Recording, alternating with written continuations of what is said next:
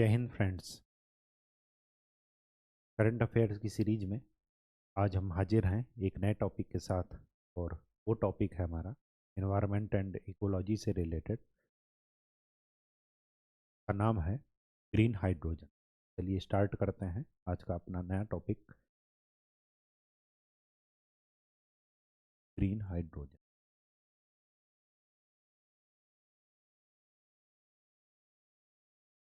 ये हमारे लिए पॉल्यूशन का एक विकल्प होगा, पॉल्यूशन कंट्रोल करने का। ठीक। और आपने सुना भी होगा कि हाइड्रोजन से चालित जो है बसें कहीं कहीं चल रही हैं। ठीक, तो उसी मुद्दे पर लेकर के बात करते हैं। देखिए, इंडिया में, भारत में हाइड्रोजन का इस्तेमाल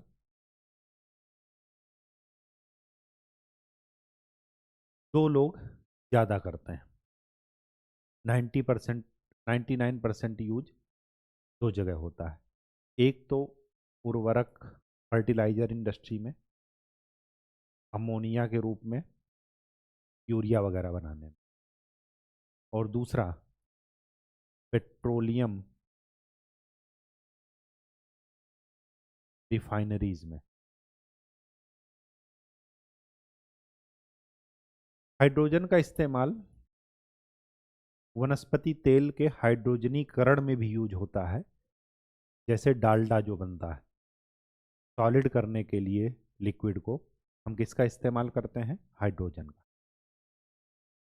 ठीक, तो यहाँ पर भी यूज होता है वनस्पति तेल के सॉलिड बनाने के लिए। ठीक, जो इसका कॉन्सेप्ट है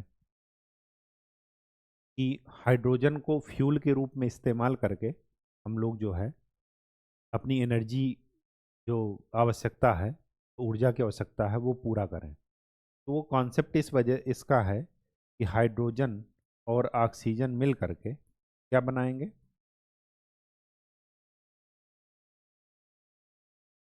वाटर। ऑक्सीजन कहाँ से आएगी? वातावरण से, एटमॉस्फेयर से। और हाइड्रोजन जो हमने हाइड्रोजन के चैम्बर में स्टोर कर रखा है। तो हाइड्रोजन अगर ऑक्सीजन के साथ मिलेगी तो क्या बनेगा? पानी। इससे ज़्यादा और कुछ नहीं हो। लेकिन ये ध्यान रखिएगा, ये बहुत ही ज्वलनशील गैस है, आग लगने की खतरा बहुत ज़्यादा रहेगा। ठीक, तो इन सब चीज़ों के मद्देनज़र हम लोग फिर भी हाइड्रोजन के लिए क्या कर रहे हैं? इनिशिएटिव ले रहे हैं। ठीक, जब हम सीएनजी से चालित वाहन चला रहे हैं, पीएनजी का इस्तेमाल कर रहे हैं घरों में, एलपीजी का इस्तेमाल कर रहे हैं, तो एक बार हाइड्रोजन पर भी अपना हाथ आजमा रहे हैं। अब हाइड्रोजन के अलग अलग प्रकार हैं। वो इस बात पर डिपेंड करेगा कि हाइड्रोजन बनाने के लिए हमने कौन से प्रोसेस को और कौन सी एनर्जी का इस्तेमाल किया। तो ये कलर कोड आपके काम का है, आपके एग्जाम के काम का है, तो ज़रा ध्यान रखिए। तो नेक्स्ट हेडिंग डालिए, कलर स्पेक्ट्रम ऑफ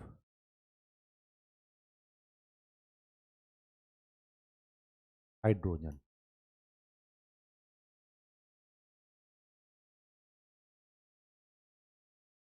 वाटर से इलेक्ट्रोलिसिस प्रोसेस द्वारा जो हाइड्रोजन बनती है उसको ग्रीन हाइड्रोजन बोलते हैं। तो ग्रीन हाइड्रोजन क्या है? वाटर के इलेक्ट्रोलिसिस प्रोसेस से जो हाइड्रोजन डेवलप होती है। जैसे हाइड्रोजन और ऑक्सीजन मिलकर वाटर बनाते हैं, इसी तरह वाटर को अगर आप ब्रेक करेंगे, इलेक्ट्रोलिसिस करेंगे, तो किस में वो दो पार्ट में ब्रेक हो जाएगा, एक ऑक्सीजन और एक हाइड्रोजन। ठीक। सेकंड बात, प्राकृतिक गैस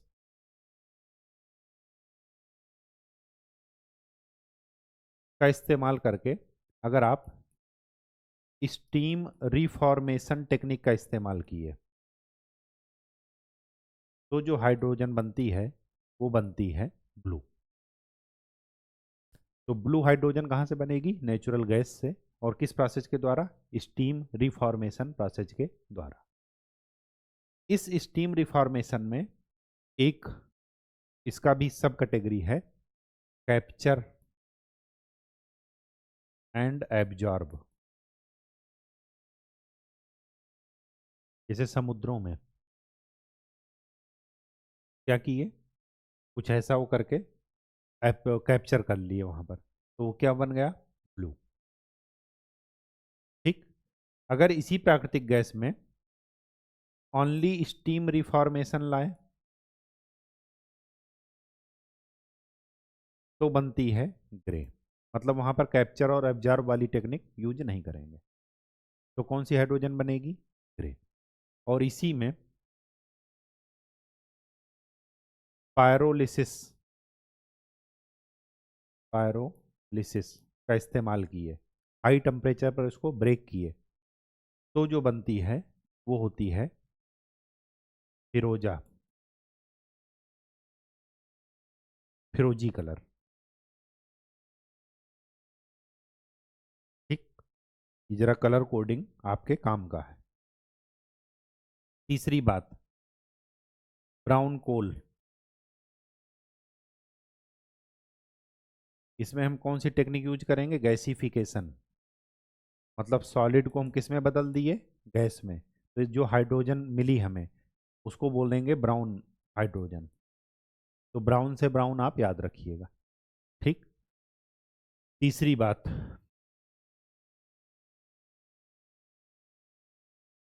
कोल से, कोयला से गैसिफिकेशन के द्वारा ही जो हाइड्रोजन बनी, इसको बोलेंगे ब्लैक। जो जमीन के अंदर है,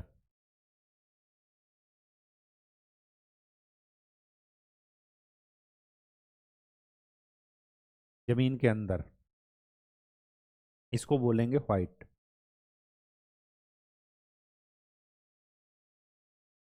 ठीक। और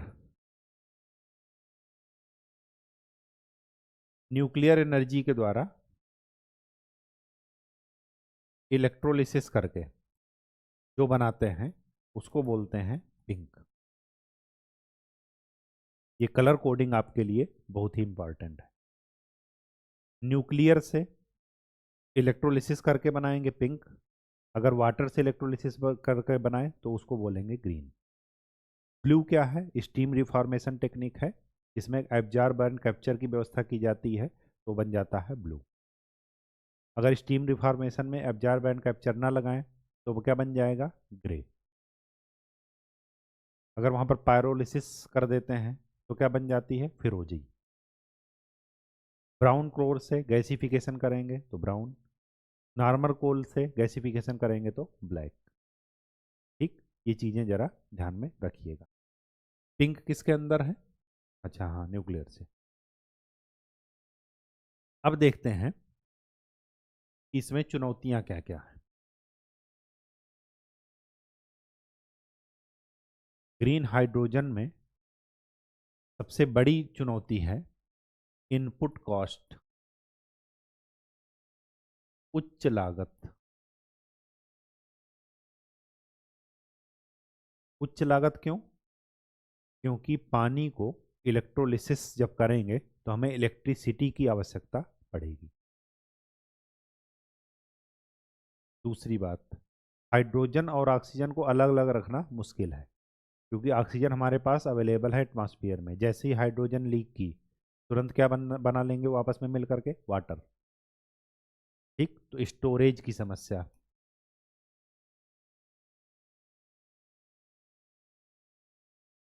ये सबसे बड़ी समस्या है। तीसरी बात, टेक्नोलॉजी।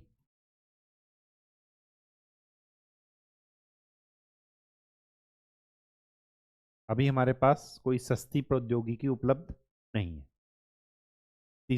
चौथी बात, विद्युत की खपत, इलेक्ट्रोलिसिस करना हो, पायरोलिसिस करना हो, उसमें आपको कंटिन्यूअस इलेक्ट्रिक सप्लाई चाहिए ही चाहिए। ठीक। तीसरी बात, इससे संबंधित विनियम विनियामकीय समस्या है, क्योंकि ये चीज़ें नई हैं तो अभी हम इसके प्रो एंड कॉन्स नहीं जानते, गुण अवगुण नहीं जान रहे हैं। ठीक है, तो अभी हमारे पास नीति का अभाव है। ठीक है, और नीति का अभाव है तो उस नीति का जब अभाव है तो स्वाभाविक सी बात है कि एक चीज यहां पर और लिख लीजिए, स्टैंडर्ड मानक चीजें हमारे पास नहीं है कि कितना हाइड्रोजन होने पर उसकी एक्यूरेसी कितनी होने पर, स्टैंडर्डाइजेशन एंड सर्टिफिकेशन ये सब अभी नहीं है। जब ये नहीं है तो अगर हम जब यही नहीं है तो हम किस आधार पर मोटर कंपनियों को कहेंगे कि आप इस आईएसओ से स्टैंडर्ड जो हमारा है उसके उसको फुलफिल करते हुए आप वाहन बनाइए, नहीं कह सकते, क्योंकि जब हमने स्टैंडर्ड बनाया ही नहीं। तो ये सब इसकी क्या है, चुनौतियां। ठीक, तो क्या किया जाना चाहिए, अगर चुनौतियां आपको पता है तो आप क्या कर सकते हैं, बता सकते हैं इसको, इसका जो है क्या सुझाव दे सकते हैं। तो सबसे पहले टेक्नोलॉजिकल डेवलपमेंट किया जाए, जिससे क्या हो कि प्रौद्योगिकी का इस तरह से डेवलपमेंट किया जाए कि चीज़ें क्या हों, एफोर्डेबल हों, किफ़ायती दरों पर लोगों के लिए उपलब्ध हों। सरकार के द्वारा एक ऐसी सब्सिडी स्कीम या प्रमोशन की स्कीम लाई जाए जो लोगों को भी प्रमोट करे कि आप हाइड्रोजन युक्त वाहन इस्तेमाल कीजिए, और कंपनी को भी बनाने के लिए वो उत्सुकता हो, बनाने के लिए प्रमोशन मिले कि वो वैसे ही वाहन बनाए। ठीक, तो इसमें सुझाव क्या दे सकते हैं।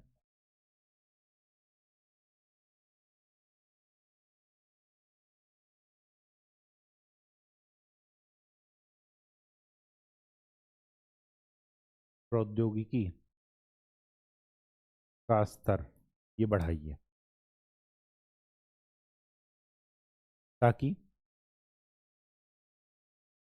चीज़ें एफोर्डेबल हों।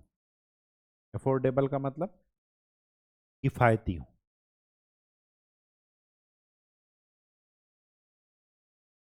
कॉस्ट क्या कीजिए, कम कीजिए। रिन्यूएबल एनर्जी सोर्स का इस्तेमाल करके विद्युत की उपलब्धता कीजिए।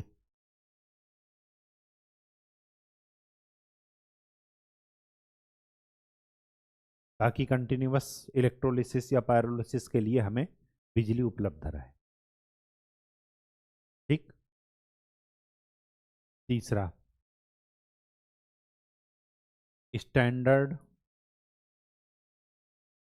एंड सर्टिफिकेशन की व्यवस्था की जाए।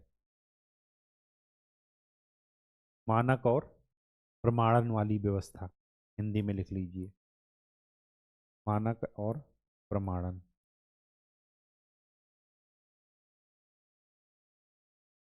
ठीक, तीसरी बात, तीसरा और क्या कह सकते हैं, अ,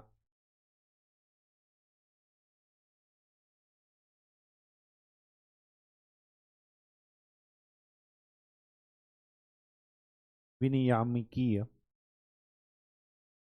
दिशा निर्देश या इससे संबंधित कोई नीति हो, वो क्या किया जाए, हाइड्रोजन पॉलिसी लाया जाए।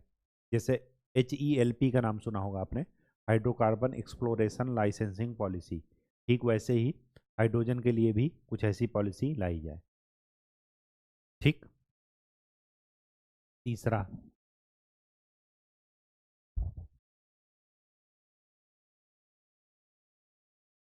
उपभोग को बढ़ावा दिया जाए।